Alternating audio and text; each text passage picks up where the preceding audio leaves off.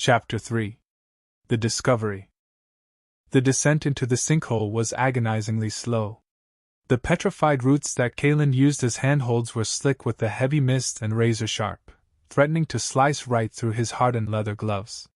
He climbed down in near total darkness, the gray light of the canopy long swallowed by the oppressive fog above. With every foot he descended, the unnatural, rhythmic pressure in the air grew stronger, buzzing against his jaw and making his deep-set elven bones ache. The pressure down here is immense.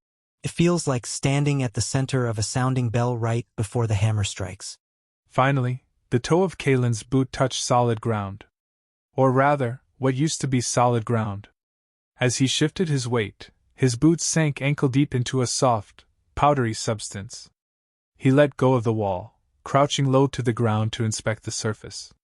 He scooped up a handful of the gray powder, letting it sift through his fingers. It was completely dry and weightless.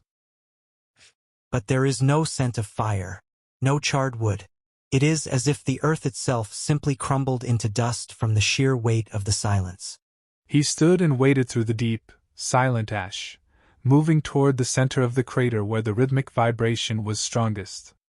The fog here was so thick he could barely see 10 paces ahead, but his instincts guided him. Suddenly, the toe of his boot struck something hard and solid hidden beneath the ash. He dropped to his knees, sweeping his hands frantically through the gray powder to reveal the object beneath. It was a massive slab of pale, fractured stone. Kaelen wiped away decades of accumulated ash, revealing intricate, geometric runic carvings etched deeply into the rock. He ran his fingertips over the grooves.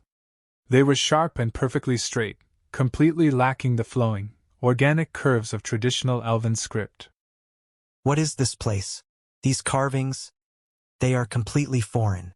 The elders never spoke of ruins buried this deep beneath the whispering wilds. This stone predates the forest entirely. The stone slab was not just a ruin, it was an altar. And the source of the violent, rhythmic pulse was emanating from a small mound of ash piled directly in the center of it. Kaelen reached out, his hand trembling slightly against his will as the intense vibration traveled up his arm before he had even touched anything.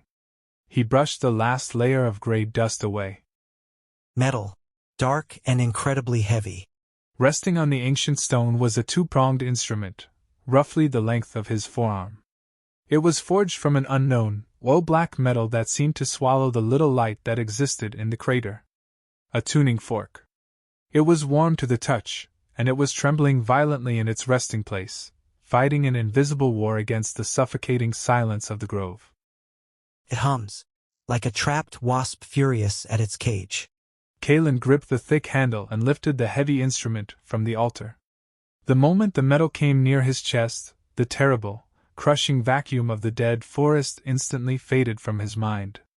The painful pressure in his ears vanished, replaced by a warm, rushing sensation. If he held it close enough, he could hear the faint, phantom echoes of rushing water, rustling leaves, and a distant, booming heartbeat echoing from the dark metal prongs. It holds the memory of sound. It holds the pure resonance of a living world. It is trying to tune the dead air around it. Kaelen marveled at the relic, letting this soothing frequency wash over his exhausted senses. He felt a sudden surge of hope. If this object held the pure resonance of the earth, it could be the key to waking the petrified trees. But his moment of awe was violently interrupted.